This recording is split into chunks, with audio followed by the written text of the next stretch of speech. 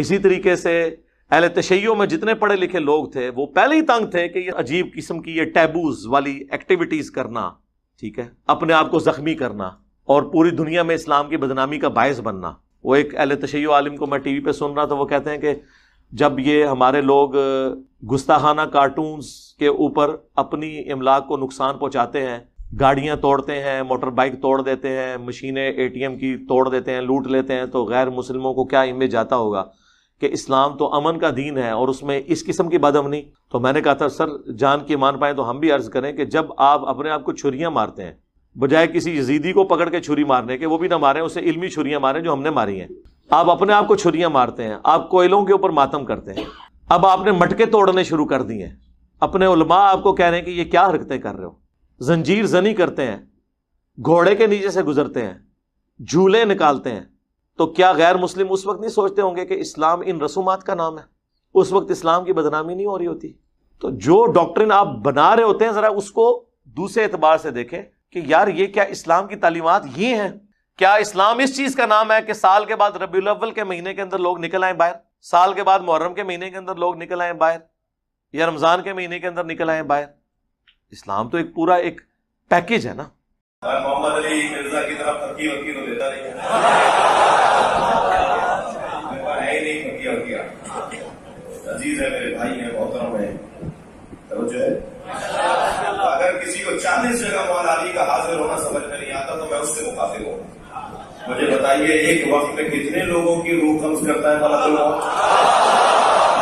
یہ مولانا صاحب کہتے ہیں کہ ملک الموت ہر جگہ روح قبض کر لیتا ہے، اس طرح مولا علی بھی ہر جگہ مدد کر سکتے ہیں۔ تو اچھا وہ یہ بتانا چاہ رہے ہیں کہ ملک الموت کی اگر یہ کوالٹی ہے تو پھر میں اگلی بات کرتا ہوں۔ ملک الموت تو چلیں پھر بھی بہت بڑی شخصیت ہے، شیطان مر گیا یا زندہ ہے؟ اور حضرت علی علیہ السلام فوت ہو گئے، اللہ کی جنتوں میں زندہ ہے، دنیا سے تو فوت ہو گئے نا، تبھی قبر بنی ہوئی ہے نا، جنازہ بھی ہوا ہے ان کا، انبیاء بھی فوت ہو گئے، تو پھر جس کا مرتبہ زیادہ ہے وہ تو فوت ہو گیا ہے، اور جو مردود ترین ہے وہ زندہ ہے، پھکیاں لینی ہے نا۔ اگلی بات، فرشتوں نے آدم علیہ السلام کو سجدہ کیا، شیعہ بھی اس بات کے قائل ہیں، اہل سنت بھی، کہ نبی علیہ السلام کو سجدہ نہیں ہو سکتا کیونکہ اس امت میں سجدہ تعظیمی حرام ہے۔ لیکن اگر لاجیکلی دیکھا جائے کہ جبرائیل اگر آدم کو سجدہ کرے، فرشتوں کا سردار، تو ہم رسول اللہ کو کیوں نہ کریں؟ ہم جبرائیل سے گئے گزرے اور رسول اللہ حضرت آدم سے بہت اعلیٰ درجے کے، یہاں تو ڈفرنس بھی زیادہ آ گیا، تو کریں نہیں؟ تو علمی بات ہونی چاہیے۔ ایک ملک الموت ہے، لاکھوں لوگوں کو روح قبض کرنے حاضر ہو جاتا ہے۔ ملک الموت کا لاکھ جگہ حاضر ہونا سمجھ میں آتا ہے، ملک الموت کے مولا کا حاضر ہونا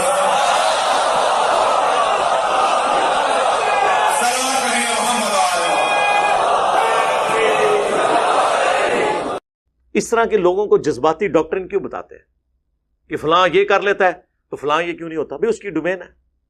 یہ تو اسی طریقے سے ہے کہ اگر پرندہ، چیل، کوا، گدھ اڑ سکتی ہے تو اللہ کا مومن بندہ کیوں نہیں اڑ سکتا؟ تو اڑو، جو یہ کہہ رہا ہے وہ بھی اڑ کے دسے، نہیں تو میں کہاں گا کہ کوا تیرے تو اڑتے ہو گیا۔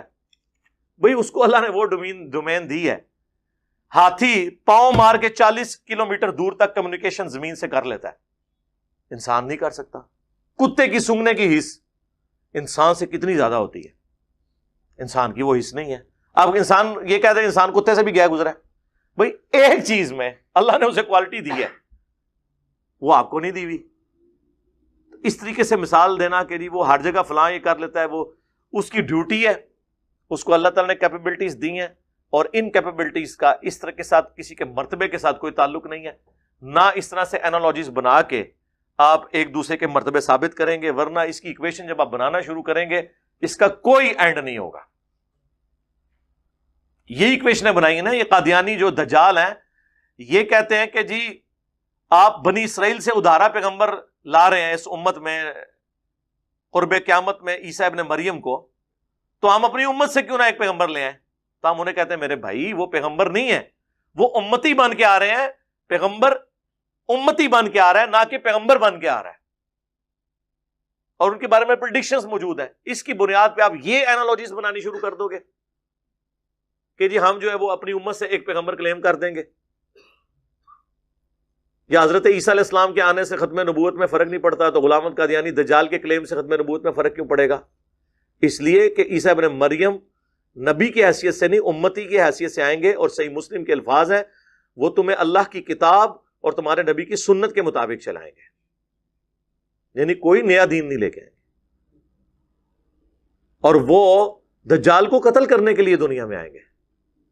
تو یہ ایسی ایسی کہانیاں، ایسی ایسی انالوجیز بناتے ہیں، یہ تو میں آپ کو 50 اور بنا کے، اور یہ میں نے دیکھا ہے شیعہ اور بریلوی، یہ دو فرقے ایسے ہیں، قرآن و سنت سے دلائل ان کے پاس جب نہیں ہوتے نا تو اس طرح کی منطقیں لڑانا شروع کر دیتے ہیں۔ یا علی مدد کہتے ہیں نا، مولا علی سے مدد مانگتے ہیں، تو بعض لوگوں کو یہ جملہ ہضم نہیں ہوتا، ان کو حلق سے اترتا نہیں ہے۔ البتہ مجھ جیسے خطیبوں کا کام ہے کہ لوگوں کا ہاضمہ ٹھیک کریں۔ یہ جھگڑتے رہتے ہیں جی وہ جی بزرگوں کو اختیار نہیں، میں کہتا ہوں جی بزرگوں کو اختیار ہو بھی، کوئی بزرگ ماشاءاللہ اتنا پہنچا ہے کہ اسے اللہ نے اختیار ہی دے دیا فرشتوں کی طرح، پھر بھی بزرگوں کو پکارنا شرک ہوگا مدد کے لیے۔ ویسے آپ نے محبت میں پکارنا ہے، آپ ضرور پکاریں، مدد کے لیے نہیں، ویسے اپنی محبت کا اظہار کریں، لبیک یا رسول اللہ کہیں، لبیک یا حسین کہیں، بالکل ٹھیک ہے، آپ محبت کا اظہار کریں، المدد نہیں۔ بارش کون برساتا ہے؟ اللہ۔ ڈیوٹی کس کی ہے؟ تو بارش فرشتوں سے مانگی جائے گی یا اللہ سے؟ اللہ سے۔ اچھا اگر کوئی فرشتوں سے مانگ لے کہ یار خیر اللہ نے ڈیوٹی لگائی ہے، سر وہ مشرک ہو جائے گا۔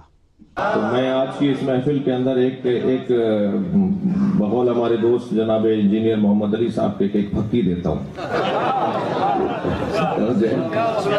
بار بار ایک جملہ بولتے ہیں، اگرچہ میرے مزاج کا نہیں تھا یہ جملہ، مگر میں نے کہہ دیا۔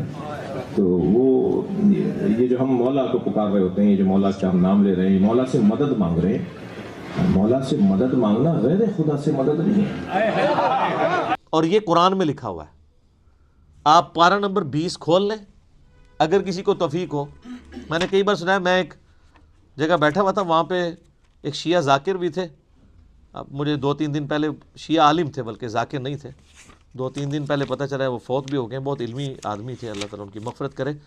تو وہ ان کے ساتھی بیٹھے تھے، وہ کہتے ہیں جی ٹھیک ہے ہم یا علی مدد نہیں کہنا چاہیے، لیکن جو یا علی مدد کہتا ہے آپ اسے کیوں کہتے ہیں وہ شرک کر رہا ہے؟ میں نے کہا اس لیے قرآن میں لکھا ہے۔ تو میں نے یہ آیت سورہ النمل کی آیت نمبر 62 پارہ نمبر 20 کے آغاز میں، امن یجیب المضطر اذا دعا ویکشف السوء ویجعلکم خلفاء الارض االہ مع اللہ، بھلا بتاؤ تو کون ہے جو مصیبت میں گھرے ہوئے شخص کی فریاد کو سنتا ہے اور اس کی تکلیف اس سے دور کرتا ہے، اور تمہیں اپنے ماں باپ کے مرنے کے بعد خلیفہ کرتا ہے اس زمین پر۔ االہ مع اللہ، کیا اللہ کے ساتھ کوئی اور الہ بھی ہے جس کی یہ کوالٹی ہو؟ قلیلا ما تذکرون، بڑے کم لوگ ہی نصیحت پکڑتے ہیں۔ بھائی جو اصلی اعتراض ہے اس کی دم کاٹ دیجئے۔ اصلی اعتراض یہ کہ غیر خدا سے مدد مانگنا شرک۔ تو میں نے کہا اللہ تعالیٰ کہہ رہا ہے کہ جس کے بارے میں تمہارا یہ عقیدہ ہے نا کہ وہ مصیبت اور پریشانی میں تمہارا مشکل کشا ہے، تو گویا الہ ہے وہ۔ یا علی مدد کہنا غیر خدا سے مدد مانگنا ہی نہیں ہے جو شرک کی بحث شروع ہو جائے۔ علی غیر خدا نہیں ہے، جلوہ صفات الہیہ۔ اور سب سے پہلے تو مولا علی ان کے گریبان پکڑیں گے جنہوں نے مولا علی کے بارے میں عقیدہ گھڑ لیا۔ مولا علی بھی اپنی نمازوں میں اللہ کو پکارتے تھے، مولا علی کا ماننے والا بھی وہ ہوگا جو اللہ کو۔ غیر خدا سے مدد مانگنا تو تب ہوتا کہ جب ہم نمرود سے مدد مانگتے، فرعون سے مدد مانگتے، حامان سے مدد مانگتے، شداد سے مدد مانگتے، ناراض نہیں بیٹھے تو مروان سے مدد مانگتے، یزید سے مدد مانگتے۔ یہ مددیں ہیں جو غیر خدا کی مدد۔ پھر بڑے بڑے دھوکے ہیں جی، وہ کہتے ہیں جی وہ جی غیر اللہ سے مدد کہتے ہیں حرام ہے۔ اور کون کہتا ہے غیر اللہ سے مدد حرام ہے؟ آپ یہودی سے بھی مدد لیں، بخاری مسلم میں حدیث ہے، نبی علیہ السلام جب فوت ہوئے ہیں آپ کی زرہ ایک یہودی کے پاس گروی رکھی ہوئی تھی، لیکن جو سامنے موجود نہیں اس سے تو نہیں آپ اسباب کے طور پر مدد لے سکتے۔ مگر حضرت ابراہیم سے مدد، حضرت موسیٰ سے، حضرت عیسیٰ سے، سرکار دو جہاں سے، مولا علی سے مدد مانگنا یہ غیر، وہ اللہ کے سسٹم کے لوگ ہیں۔ یہ جن سے ہم مدد مانگ رہے ہیں یہ اللہ کے نظام کے لوگ ہیں۔ وہ کہتے ہیں حضرت عیسیٰ علیہ السلام نے کہا تھا من انصاری اللہ، کون ہے جو اللہ کے لیے میرا مشکل کشا بنے؟ کہ حضرت عیسیٰ جیسے نبی کہہ رہے ہیں کون ہے جو اللہ کی خاطر میری مدد کرے؟ من انصاری اللہ، کون ہے جو میری مدد کرے اللہ کی خاطر؟ بھئی یہ تو ساری اسباب ہے، ظاہر یہ اسباب میں آپ نے اڈاپٹ کرنے کا حکم ہے. ہاں جو دعا مانگی جائے گی بغیر اسباب کے، آپ جو غائب میں مدد کے لیے پکار رہے ہوتے ہیں، مثلا یہاں بیٹھے میں ان کو کہتا ہوں مجھے پانی پلا دیں، بالکل ٹھیک ہے، لیکن یہ بغداد میں قبر کے اندر ہے، میں کہتا ہوں مجھے پانی پلا دیں، وہی جملہ شرک میں لے جائے گا. یہ ہے اصل مسئلہ. تو حواریوں نے کہا قالوا الحواریون نحن انصار اللہ، حضرت عیسیٰ کے مددگاروں نے کہا ہم آپ کی اللہ کی خاطر مدد کریں گے. ہمارے نبی علیہ السلام کے بھی صحابہ، آپ کے جو ساتھی تھے، وہ آپ کے اسباب میں آپ کے مشکل کشا تھے، لیکن وہ والا مشکل کشا نہیں کہ جو آپ وہ سمجھ رہے ہیں. ورنہ اگر نبی کا مشکل کشا صحابہ اکرام تھے تو پھر تو ان کا مرتبہ اوپر ہو گیا. تو وہ صرف صحابہ مشکل کشا نہیں تھے، وہ یہودی جس نے نبی علیہ السلام کی زیرہ گروی رکھ کے آپ کو کچھ دیا تھا وہ بھی مشکل کشا ہے. یعنی میں اور آپ اگر مدد مانگے کسی سے تو شرک، بدعت، حرام، کفر، کیا کیا پتہ نہیں جانے جو جو آتا ہے بول دیتے ہیں. ادھر اللہ کا نبی مدد مانگ رہے ہیں غیر خدا سے. اور سب سے بڑا مشکل کشا سورج ہے.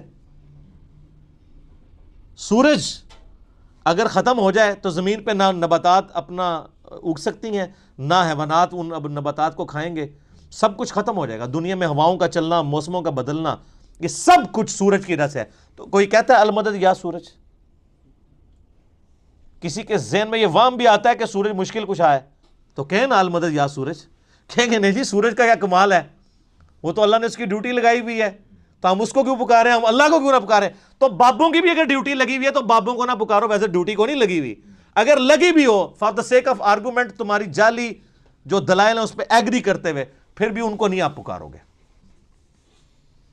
شرک ہو جائے گا اور ناقابل معافی جرم ہو جائے گا. یہ جو گریہ ہے، جو ماتم ہے، یہ جو عزاداری ہے، اس کے پیچھے اللہ کا ارادہ ہے.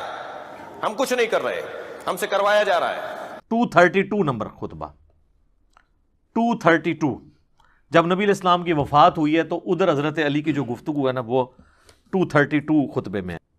حضور کی میت کو مخاطب کر کے کہہ رہے ہیں، یا رسول اللہ، میرے ماں باپ آپ پر قربان ہوں، آپ کے رحلت فرما جانے سے نبوت، خدائی احکام اور آسمانی خبروں کا سلسلہ قطع ہو گیا. عقیدہ امامت کی جڑ کاٹ دی انہوں نے کہ اب آسمان سے اللہ کوئی بات نہیں ہمیں بتائے گا. اللہ نے جو باتیں بتانی تھی نا وہ بتا دی کتاب و سنت کی شکل میں.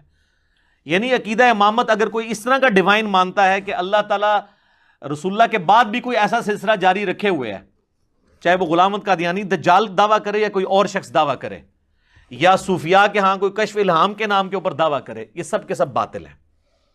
ہمیں فخر اس بات پر ہے کہ ہم سے وہ کروایا جا رہا ہے کہ جو سیدہ کی تمنا ہے. آسمانی خبروں کا سلسلہ قطع ہو گیا جو کسی اور نبی کے انتقال سے قطع نہیں ہوا تھا. یہ بڑی پوائنٹ کی بات ہے کہ آج تک جب بھی کوئی نبی فوت ہوئے ہیں نا، آسمان اور زمین کا رشتہ نہیں ٹوٹا تھا کیونکہ ایک نیا پیغمبر آ جاتا تھا. لیکن رسول اللہ کے جانے کے بعد ابھی ہمیشہ کے لیے رشتہ ٹوٹ گیا. اللہ اکبر.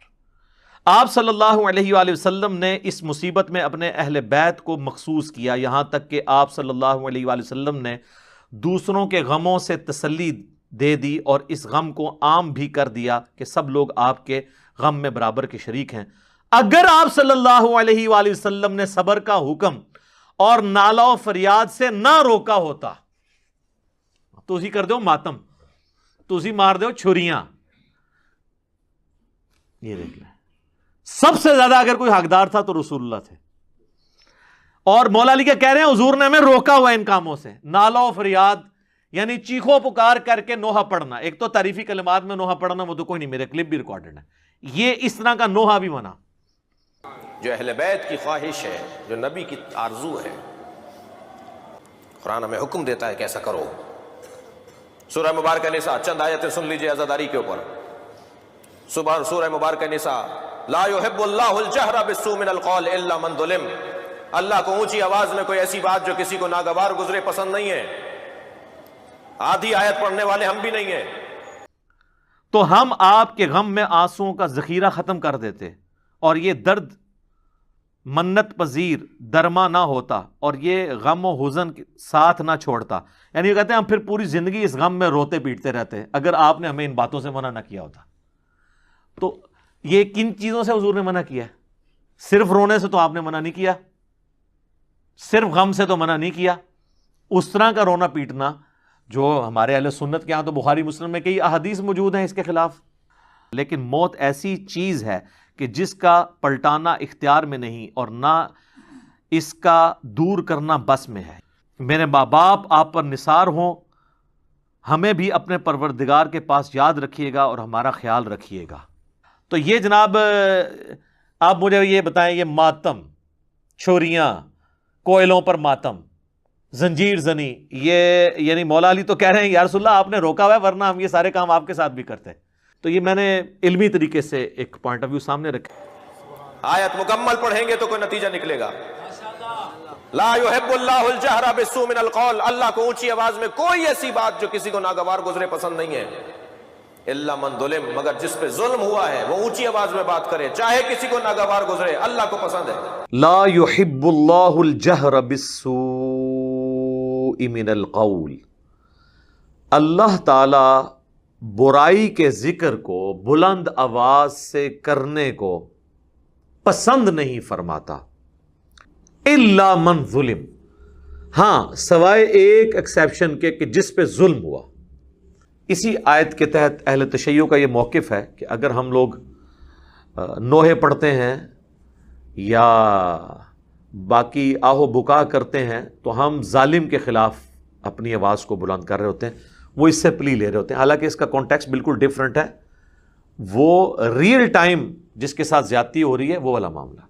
آج اگر کوئی آہو پکار کرتا ہے یا ماتم کرتا ہے تو اب جو یہ سارے جرائم کر کے مر کے اللہ کے پاس جا چکے وہ تو اپنا انجام بھگت رہے ہیں. آج تو صرف ان کی غلطیاں علمی طریقے سے ہائی لائٹ کی جائیں. مظلوم کے حق میں بات کرنا یہ اللہ کو پسند ہے. طے کرو کائنات کا سب سے بڑا مظلوم کون ہے، طے کرو. اس کے جواب میں بعض شیعہ علماء نے کہا کہ نہیں، وہ حضرت علی نے جو نوحے اور ماتم کی نفی کی ہے نا، وہ کی ہے نیچرل ڈیتھ کی. کہ وہ کہتے ہیں، ہم بھی کہتے ہیں کہ جس کی ڈیتھ نیچرل ہو اس کے اوپر ماتم نہیں ہونا چاہیے. ہم تو حضرت حسین کی مظلومانہ شہادت کے اوپر ماتم کرتے ہیں. سارے ائمہ اہل بیت قتل کیے گئے ہیں اور یہ بات ٹھیک ہے، بالکل ٹھیک ہے. حضرت علی بھی شہید، حضرت حسن بھی شہید، حضرت حسین بھی شہید، پھر امام باقر، امام جعفر، امام زین العابدین، یہ سب کے سب لوگ اپنے اپنے اوقات میں، حکمرانوں کو ہمیشہ ان سے دھڑکا لگا رہتا تھا. وہ کہتے ہیں کہ ہم اگر ان کا نوحہ کرتے ہیں چیخو پکار کے ذریعے یا ماتم کرتے ہیں تو یہ اس لیے کہ یہ مظلوماً شہید کیے گئے ہیں. اور سورہ النساء میں اللہ تعالیٰ نے فرمایا ہے پارہ نمبر 6 کے سٹارٹ میں کہ اللہ تعالیٰ برائی کا ذکر بلند آواز سے پسند نہیں کرتا سوائے اس شخص کے کہ جس پر ظلم کیا گیا ہو. تو چونکہ ہم مظلومین ہیں، ہمارے ائمہ پہ ظلم ہوئے ہیں، اس لیے ان کے اوپر ہم کرتے ہیں. عام میت کی حالت میں وہ کہتے ہیں حضرت علی کا خطبہ بالکل ٹھیک ہے کہ ماتم کرنا، نوحہ کرنا حرام ہے. ہم کہتے ہیں جناب شکر الحمدللہ آپ اتنا تو مان گئے، اب ظاہر ہے اس سے آگے کیا کریں، یہ تو ماننا ہی پڑے گا نا انہیں، خطبے کو تو فراڈ نہیں کہہ سکتے. تو سر اس میں پھر مجھ سے علمی پھکی لے لیں. آپ تو کہتے ہیں کہ رسول اللہ کو بھی قتل کیا گیا ہے زہر دے کے، تو نبی علیہ السلام تو آپ کے نزدیک شہید ہوئے ہیں. تو جب نبی علیہ السلام شہید ہوئے ہیں، کہتے ہیں نا جی، تو نبی علیہ السلام تو شہید ہوئے تھے، پھر تو حضرت علی کو یہ کہنا ہی نہیں چاہیے تھا، ان کو تو نوحہ کرنا چاہیے تھا. بلکہ وہ پھر حضور کی میت پہ کہتے ہیں یا رسول اللہ جو آپ نے نوحے سے منع کیا تھا وہ تو نیچرل ڈیتھ کے لیے کیا تھا، آپ کو تو قتل کیا گیا لہٰذا ہم آپ کی میت کے اوپر نوحہ کریں گے. تو ایک مسئلہ بچاتے ہیں تو دوسرا ہاتھ سے جاتا ہے، دوسرا بچاتے ہیں تو وہ جاتا ہے. اگر یہ مانتے ہیں کہ میت پہ نوحہ کرنا حرام ہے نیچرل ڈیتھ پہ، تو ان کو یہ ماننا پڑے گا کہ نبی علیہ السلام کی نیچرل ڈیتھ ہوئی ہے. لیکن وہ کہتے ہیں رسول اللہ کو تو قتل کیا گیا، جس پہ میری ویڈیو بھی ریکارڈ ہوئی تھی، رسول اللہ کا قاتل کون، وہ حدیث لدود کے بارے میں جو آپ کے صحیح بخاری میں آتا ہے کہ منہ میں دوائی ٹپکائی گئی جو یہ کہتے ہیں زہر دے دیا. تو اگر آپ یہ مسئلہ مانتے ہیں پھر دوسرا مسئلہ آپ کا گیا. اگر رسول اللہ کی شہادت مانتے ہیں آپ تو پھر حضرت علی حضور کی میت پہ کیوں کہہ رہے ہیں یا رسول اللہ ہم تو نوحہ نہیں کریں گے؟ اس کا مطلب ہے شہید کے اوپر بھی نوحہ اور آہو بکا اور ماتم نہیں ہو سکتا. بکش بنیں گے تو پھر میرے بھائی ایک رول رکھنا پڑے گا. بہرحال یہ چند ایک باتیں تھی جو میں نے ضروری سمجھی کہ اس کے ساتھ ریکارڈنگ میں آ جائیں انشاءاللہ. اور یہ مجھے پتا ہے ایک شیعہ عالم ہے میں ذاتی طور پر ان کی بہت قدر کرتا ہوں، شہنشاہ نقوی صاحب حافظہ اللہ تعالی، انہوں نے یہ بات کی ہے، اور انہوں نے یعنی مجھے بڑا افسوس ہوا قرآن سے آیات پڑھ کے نا، سورہ یوسف سے، حضرت یعقوب علیہ السلام جو افسوس کرتے تھے یوسف علیہ السلام کے لیے، وہ تو اس میں الفاظ ہیں، وہ ہائے یوسف کہتے تھے، اور یوسف افسوس یوسف کے اوپر، اور یوسف کو یاد کر کے روتے تھے، حتیٰ کہ ان کی بینائی چلی گئی۔ لوگ کہتے ہیں قرآن سے ماتم دکھاؤ، لوگ کہتے ہیں قرآن سے یا حسین دکھاؤ، میں ابھی قرآن سے یا حسین دکھاتا ہوں۔ حضرت یعقوب روزانہ، ایک دن نہیں، محرم میں نہیں، 10 دن نہیں، حضرت یعقوب نے سال ہائے سال روزانہ ماتم کیا ہے۔ اس کے ساتھ انہوں نے ساتھ خود کہانی جوڑ لی کہ ایک ہاتھ یہاں مارتے تھے، ایک یہاں مارتے تھے، تو ہم یہاں مار لیں تو کیا ہے؟ یہ قرآن کی کس آیت میں لکھا ہوا ہے؟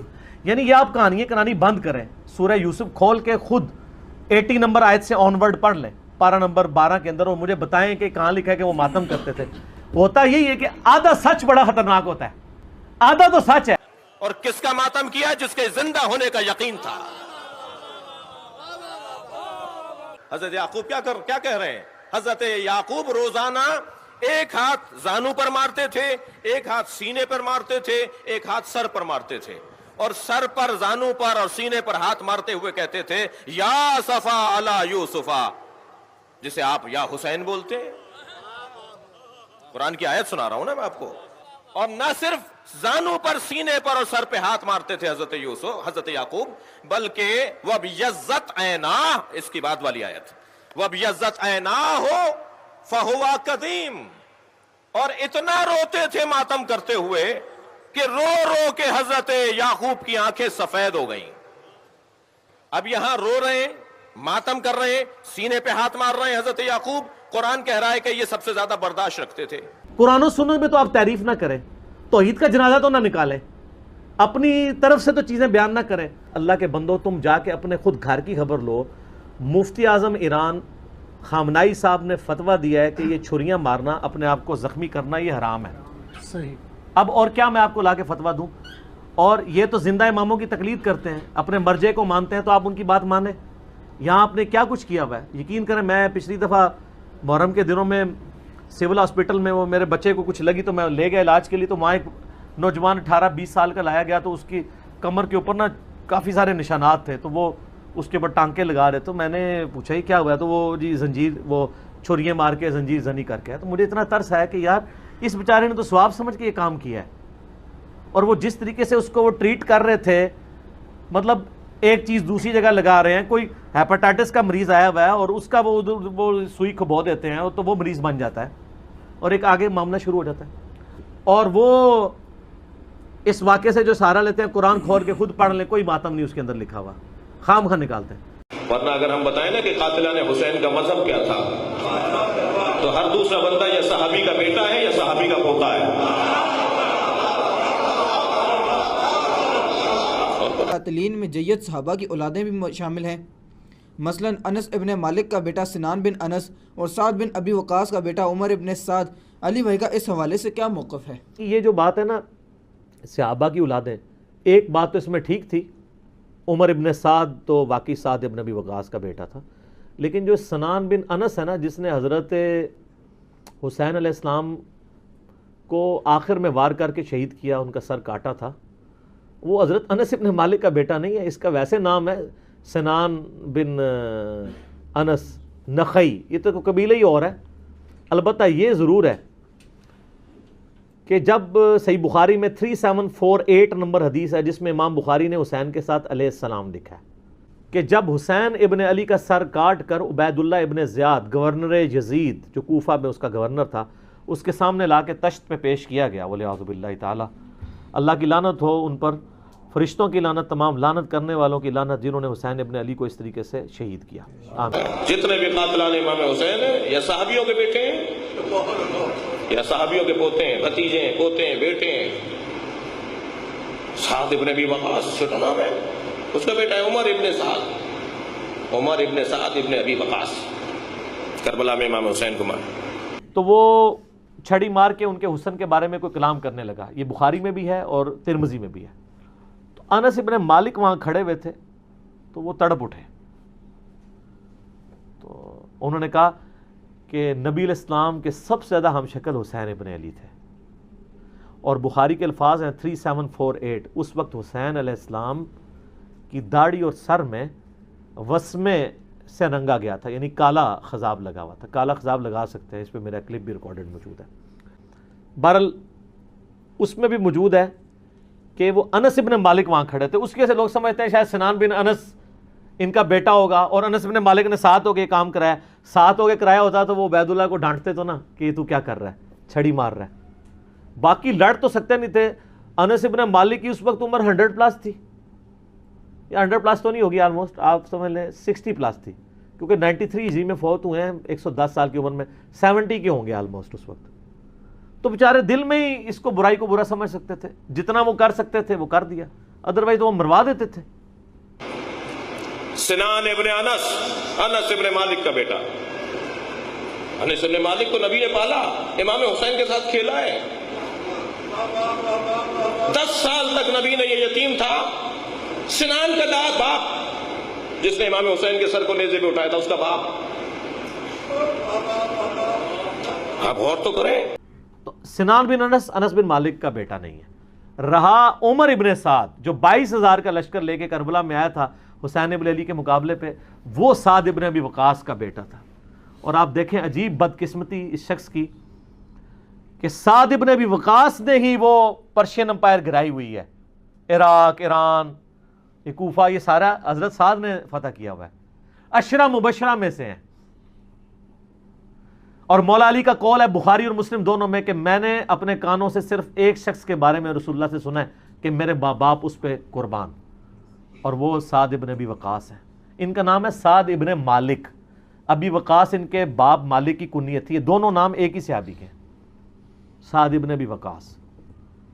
مولا علی جن کے بارے میں کہہ رہے ہیں کہ ان پہ نبی علیہ السلام نے اپنے ماں باپ جمع کیے ہوئے ہیں، اور نبی علیہ السلام کے رشتے میں معمول رکھتے تھے، 10 جنتی خوش نصیب صحابہ میں سے، اور بدری اصحاب میں سب سے آخر میں یہ فوت ہوئے ہیں حضرت معاویہ رضی اللہ تعالیٰ کے دور میں 56 ہجری میں۔ ان کے بعد کوئی بدری صحابی دنیا میں نہیں رہا تھا، بدری صحابی ایک بہت بڑا ٹائٹل تھا، یہ سب سے آخر میں فوت ہوئے۔ پوری زندگی حضرت معاویہ سے ان کا اختلاف رہا تھا اس مسئلے میں جو حضرت علی کے ساتھ ان کے معاملات تھے، سب و شتم والے، یہ بندہ ہمیشہ ڈٹا رہتا تھا۔ ان کا بیٹا تھا عمر ابن سعد، جس کو رے کی حکمرانی کی لالچ دی تھی۔ رے پورا ایریا تھا، ایران، عراق، افغانستان، یہ پورے ایریا کو رے کہا جاتا تھا اس زمانے میں۔ اتنی بڑی حکمرانی کی، گورنری کی لالچ دی یزید نے عبید اللہ ابن زیاد کے ذریعے۔ باپ دیکھ لو سعد ابن ابی وقاص، جو مولا علی سے محبت کرنے والا، سن نسائی الکبریٰ میں موجود ہے، 2 تابعین ملنے آتے ہیں سعد ابن ابی وقاص کو اور کہتے ہیں، سعد ابن وقاص ان کو پہلی بات یہ کرتے ہیں کہ میں نے سنا ہے کہ تم حضرت علی کو گالیاں دیتے ہو۔ ان کا معاذ اللہ، ہم کیوں دیں گے؟ تو انہوں نے فرمایا یہ بنو امیہ کے لوگ اگر میرے سر پہ آرا بھی رکھتے ہیں اور میرے 2 ٹکڑے کرتے ہیں اور مجھے یہ کہیں کہ میں حضرت علی کے بارے میں کوئی نازیبا جملہ نکالوں، تو میں سعد کبھی بھی ان کے بارے میں کوئی جملہ نہیں نکالوں گا جو کچھ میں نے رسول اللہ سے علی بن ابی طالب کی شان میں سن رکھا ہے۔ صحیح مسلم میں حدیث موجود ہے نا، حضرت معاویہ نے ان کو کہا ہمارا معاویہ نے حکم دیا، تو اس میں الفاظ انہوں نے انکار کر دیا، تو حضرت پھر معاویہ نے کہا تمہیں کون سی چیز منع کرتی ہے کہ تم علی بن ابی طالب پہ سب و شتم نہیں کرتے؟ ان کا معاویہ میں نے 3 فضیلتیں علی کے بارے میں ایسی سنی ہیں، مجھے ایک بھی مل جاتی تو بہت تھی۔ پھر انہوں نے کہا وہ پہلی فضیلت غزوہ تبوک کے موقع پر علی کی میرے ساتھ وہی نسبت ہے جو ہارون کی موسیٰ کے ساتھ، مگر میرے بعد کوئی نبی نہیں۔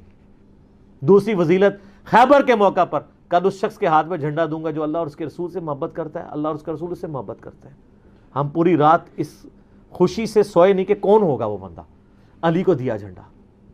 اور مسلم میں آگے الفاظ ہیں کہ حضرت عمر کہتے ہیں مجھے پوری زندگی رشک رہے گا کہ اس دن جھنڈا مجھے نہیں ملا، علی کو ملا۔ اور تیسری فضیلت سن معاویہ، جب نجران کے عیسائی آئے تو آیت مباہلہ نازل ہوئی، آیت نمبر 61 آل عمران کی، تو نبی علیہ السلام اپنے بچوں میں سے حسن و حسین، فاطمہ اور حضرت علی کو لے کے اور کہا اللہ میرے اہل بیت ہیں۔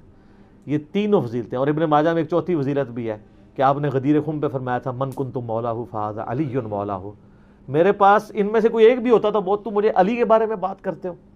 یہ باب تھا علی کا صحیح شیعہ، علی کی پارٹی کا بندہ، علی کا چاہنے والا، پوری زندگی ڈٹا رہا، اور بیٹا آگے سے کیا نکلا ہے؟ تو کوئی مسئلہ نہیں، حضرت نوح پیغمبر کا بیٹا کافر نکل سکتا ہے. تو حضرت سعد کا کیا مقام ہے حضرت نوح کے مقابلے پہ؟ یہ بیٹا تھا عمر ابن سعد، اور اس کے جو لچھن ہیں وہ شروع سے ہی برے تھے. آپ مسلم شریف اٹھائیں نا، مسلم شریف میں بالکل اینڈ پہ نا آپ کو ایک چیپٹر ملے گا کتاب الزہد، دنیا سے نفرت پیدا کرنے والی حدیث ہے.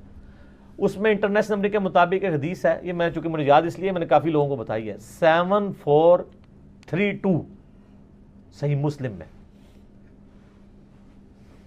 ابھی یہ کربلا ہوئی نہیں ہے، کچھ بھی نہیں ہوا. حضرت سعد ابن وقاص بھی زندہ ہے. تو سعد ابن ابی وقاص اپنے کھیتوں میں ہل چلا رہے ہوتے ہیں یا وہ بیج والا کام کر رہے ہوتے ہیں، تو ان کے ساتھی کہتے ہیں اتنے میں ان کا بیٹا سامنے سے آتا ہے. تو حضرت سعد جب اپنے بیٹے کو دیکھتے ہیں عمر ابن سعد کو، تو کہتے ہیں اے اللہ اس سوار کے شر سے میں تیری پناہ میں آتا ہوں. حضرت سعد کو پتا تھا اس بچے نے کیا کام ڈالنے ہیں. وہ اپنی زندگی میں اسی بیٹے کے شر سے اللہ کی پناہ مانگا کرتے تھے. کہتے ہیں جب وہ قریب آیا تو آتے اس نے کہا ابا جی لوگوں نے تو حکومت بانٹ دی، کوئی گورنر بن گیا، کوئی بن گیا، تسی ایتھے بیٹھے جناب حلوائی پہ کر دیو. ہائے ہائے ہائے. تو حضرت سعد ابن وقاص نے اس کے عمر ابن سعد کے نا سینے پہ نا گھونسا مارا اور کہا کہ اللہ تعالیٰ کو پرہیزگار بندہ پسند ہے جو گمنامی کی زندگی میں مر جائے، جسے کوئی جانتا نہ ہو. تو یعنی وہ انہوں نے ایک گوشہ نشینی کی زندگی اختیار کر لی تھی. تو ان کو پہلے ہی لیکن اس نے اپنے باپ کی نصیحت نہیں پکڑی، یہ پھر یزید کی لالچ میں آ گیا. اور پھر آپ دیکھ لیں جو کچھ اس نے، آج تک لوگ لانتیں بھیج رہے ہیں. باپ کو لوگ رضی اللہ عنہ کہہ رہے ہیں. آپ شیعہ سے پوچھ لیں سعد ابن وقاص کی کتنی وہ عزت کرتے ہیں. میں ابھی کل ایک کلپ وہ ایک شیعہ عالم تھے سید جواد نقوی صاحب کا سن رہا تھا، تو وہ اتنی تعریفی کلمات کہہ رہے تھے اور بتا رہے تھے کہ بھئی بیٹا یہ نکلا اور باپ کو دیکھیں، باپ نے ایران فتح کیا تھا، دوسری بڑی سپر پاور گرائی تھی، اور بیٹا آگے سے کیا نکلا. اچھا آپ دیکھ لیں کہ دین ایفرٹ کا نام ہے، یہ نہیں ہے کہ یہ وراثت میں ٹرانسفر ہو. انبیاء کی وراثت میں ٹرانسفر نہیں ہوئی ہے تو اور کس میں ہونی ہے؟ ٹھیک ہو گئی جی. اے ہوندا ہے تو پھر اے کیوں نہیں ہو سکتا جی؟ اس طرح کی کئی ایک مثالیں آپ کو اور دی جا سکتی ہیں. وہ تو پھر نہ ختم ہونے والا سلسلہ شروع ہو جائے گا. اور جی شہید زندہ ہے جی، قرآن میں آیا ہے تو زندہ سے مانگ سکتے ہیں. تو سر شہید کی بیوہ پھر نکاح کیوں کرتی ہے؟ شہید زندہ ہے، ہم سے زندہ سے مانگ سکتے ہیں. شہید زندہ ہے، زندہ سے مانگ سکتے ہیں. مولا علی بھی شہید ہے، مولا حسین بھی شہید ہیں، تو مانگ لیں ان سے. تو ان شہداء کی بیویاں نکاح کیوں کر لیتی تھی؟ حضرت علی کے بھائی جعفر طیار شہید ہوئے غزوہ موتا میں، تو ان کی بیوی اسماء بنت امیس نے حضرت ابو بکر سے شادی کی، جس سے محمد بن ابی بکر پیدا ہوئے. اور جب حضرت ابو بکر فوت ہوئے تو اسماء بنت امیس سے حضرت علی نے شادی کی. اسی لیے حضرت علی نے محمد بن ابی بکر کی پرورش کی، اور وہ جنگ جمل میں حضرت علی کے ساتھی تھے. تو شہید اگر زندہ ہے تو اس کی بیوہ پھر نکاح کیوں کر لیتی ہے؟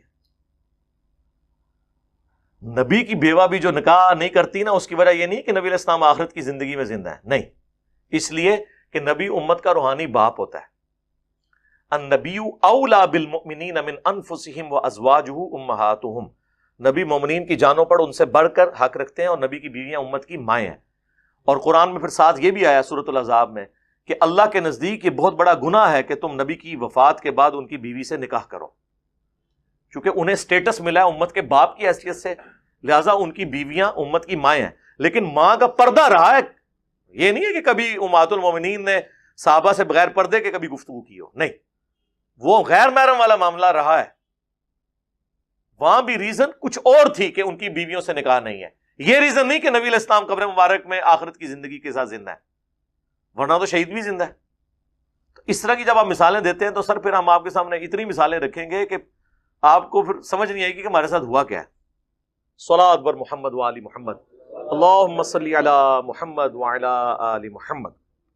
یہ محرم کے مہینے کے اندر جو ایکٹیویٹیز غالی شیعہ کی طرف سے ہو رہی ہیں، آگ کے اوپر ماتم کر رہے ہیں، ان سے آپ جا کے عقل عام پوچھیں، وہ کہیں گے جی بالکل، اگر حضرت حسین کے لاشے کو تپتے ہوئے ریگستان پہ لٹایا گیا اور اس کا ٹیمپریچر کوئلے کی طرح تھا تو ہم اسی سنت پہ عمل کر رہے ہیں. ہاں وہ کر لو گل دیو جواب. آپ ان کو پھر عقلاً یہ بات کریں گے نا کہ میرے بھائی یہ آپ کی عقیدت اپنی جگہ، لیکن کیا حضرت حسین علیہ السلام کی یہ تعلیمات ہے کہ ان کے ساتھ تو ظلم ہوا تھا، آپ اپنے اوپر خود یہ چیز طاری کر رہے ہو. پھر اس میں نے الٹیمیٹلی ان کو پھکی دی تھی کہ اگر کوئی چیز طاری کرنی ہے، باقی چیزوں کا تو مجھے نہیں پتا، لیکن صحیح بخاری میں 3748 نمبر حدیث ہے کہ امام بخاری لے کے آئے کہ عبید اللہ ابن زیاد کے سامنے حسین ابن علی کا سر کاٹ کر ایک تشت میں رکھا گیا. نعوذ باللہ، اللہ کی لعنت ہو، فرشتوں کی لعنت، تمام لعنت کرنے والوں کی لعنت ان لوگوں پر جنہوں نے حسین ابن علی کو شہید کیا. تو اب یہ تو کٹ کنفرم ہے نا، تو یہ کٹ کبھی کسی نے لگایا وہ ہے نا اڑانا شروع کر دو، نہ کرنا ہے کام ہو، میں نہیں ویسے بتا رہا ہوں. تو باقی بھی جتنی چیزیں یہ بدعت ہیں، ان کا دین سے کوئی تعلق نہیں ہے. انہوں نے اپنا جنون کا نام خرد رکھ دیا. وہ اگلے دن مجھے یہ ویڈیو دکھا رہے تھے، ارشاد بھائی نے دکھائی تھی، وہ جو دو بندے ایک بچے کو پکڑ کے نا تھوڑی دیر کے لیے وہ کوئلے انہوں نے سلگائے ہوئے ہیں، ایک بہت بڑی اس کے اندر ایک تندور سا ہی بنایا ہوا ہے، اس کے اندر اس کو ڈالتے ہیں پھر کھینچتے ہیں. تو بس تو تیسری بار وہ پتہ نہیں بچہ قابو نہیں آیا یا انہیں انہوں نے کھینچ لیا، یہ بھی نال جا کے ڈگ پے نے. پھر سب نے شور مچا کے نکال رہے ہیں. کیوں نکال رہے ہیں؟ ان کو مرنے دے، شہید ہی ہو رہے ہیں نا.